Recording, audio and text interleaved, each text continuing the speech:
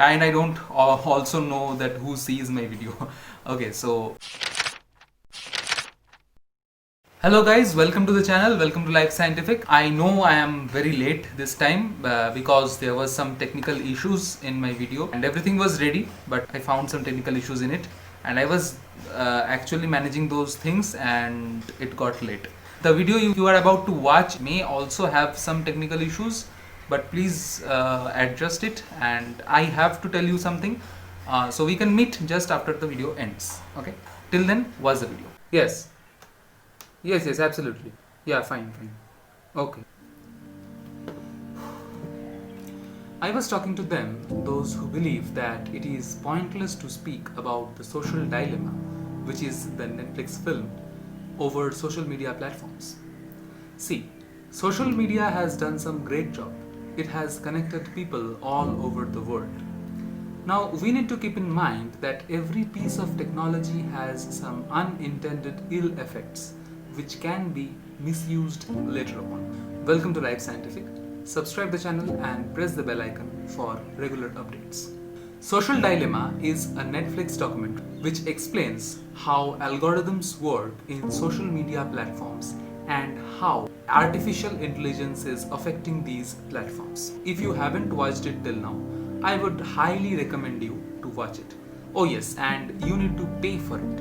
I am coming to it later on. To be very super clear, this video is not sponsored by Netflix and it is not a review also. Before I start, how many of you have noticed the small message I gave in my previous video? If you haven't watched it, go and watch it. The I button will be somewhere here. And I am unable to execute that thing because it is not been delivered to me till now. Nobody cares. So let's start. Mark Zuckerberg built a website face mask in 2003 while attending the Harvard University. Yeah, it went viral and was shut down by the Harvard administration for infringing copyrights, individual privacy. But Mark continued to expand the project and built a social study platform with a comment section in it. Yeah, that's where it all started. Later in January 2004, he coded the new website, the Facebook. In the next month, Mark and his friend Eduardo launched the Facebook. Wait, do you think that I am just telling this success story of a startup because it is interesting to me? No, these are very much related to the whole story. Just watch till the end.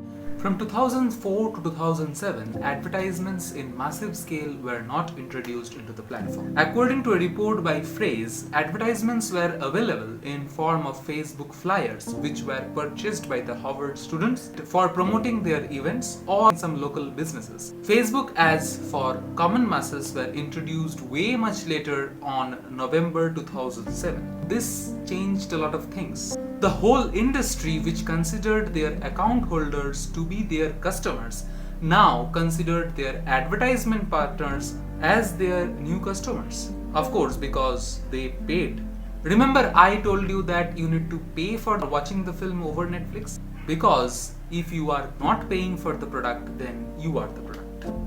No, I am not saying this. This is within the film. You will understand if you watch. But you may think that what's the problem? A Facebook user will now watch a bunch of ads between the content, like ads with 30 seconds or a couple of minutes. I wish that was so much simple. Nobel laureate Herbert Simon came up with a whole new term, the attention economy. Means basically, over any social media platforms, for how much seconds we stare at a photo or for how long we see a video results in monetization of the content with advertisements. And this results in what he quotes: a wealth of information creates a poverty of attention.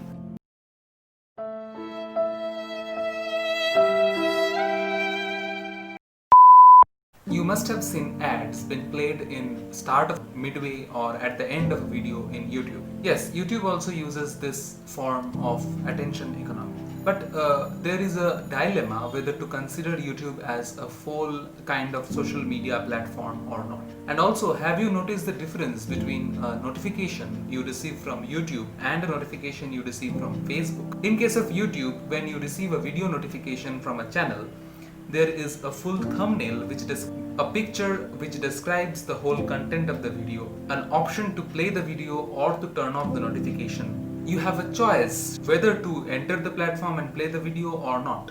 But in case of Facebook, you don't see the photo or the comment you are tagged in by one of your friend. See, these social media platforms always try to grab our attention. The problem begins when they start to psychologically figure out how to manipulate our minds as fast as possible. These may include showing a particular ad in a repetitive way by which you get influenced and you ultimately buy it. Also, they have huge amount of personal information. The algorithm is based in a way that to serve these products you urge for and those you Google up and even those which you stare for a longer time. To gain our attention, there are two main policies. One is extreme opinions, another fake news. Even social media platforms like Facebook understood this. In a report published by the Wall Street Journal, Facebook admitted that our algorithms exploit the human brain's attraction to divisiveness. If left unchecked, Facebook would provide users with more and more divisive content in an effort to gain user attention and increase time on platform. Then comes fake news. In this tough time of COVID-19, social media platforms failed to control fake news spread in their network. In a report by the BBC News, social media platforms are shrinking their responsibility to contain spread of fake news. Posts which are polarizing are shared by those who are in support of it and also by those who opposes it. This results in making them more engaging, and platforms often allegedly promote these kind of posts to more and more newer audiences.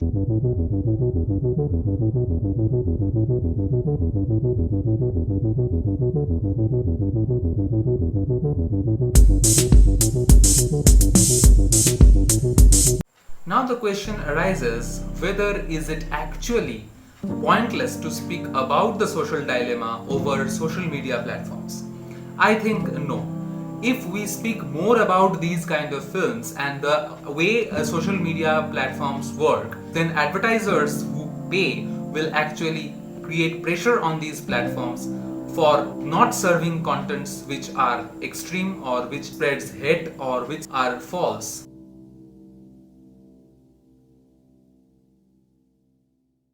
After watching this video, then many of you will have a doubt that what should we do to get ourselves to be in a safer place in social media platforms. My opinion is that you have to be safe from those news, from those fake news, or from those negative comments and hatred and everything like that. Just report those issues whenever you find something very abusive or something spreading those communal hatred and all. And whenever you report something, then this goes for a review. And many cases they fail to review and they fail to actually detect that, because people don't report these things. Another thing to be kept in mind is that don't ever fall into the trap of social media platforms. Like, don't ever compare your life with someone else's. It's a psychological game, and you can also what I love to do is I trick the algorithm always. It may be funny to say, but it is very hard to do. I suppose I Google something and that shows up in my social media platform, then I just say that no, I don't want to see that. Because you should be able to drive your social media life as well as your life. It should not be done by some other people or by some random algorithms or something like that. I hope you have liked the video. Please gently press the like button below it, and if you have not subscribed to the channel till now, please subscribe to the channel and watch my other videos. My COVID related videos are there always. I just want to inform you that recently from the YouTube analytics I have got to know that 44.8% people, they don't subscribe to the channel after watching the video. They watch till the end, but they don't subscribe. You will get the notification, and if you just click the bell icon, that will help me to grow in the channel, because the more you hit the like buttons, then YouTube will actually reach to the newer audiences if you subscribe and if you like my videos. And I don't get to know that who subscribed and who have not subscribed.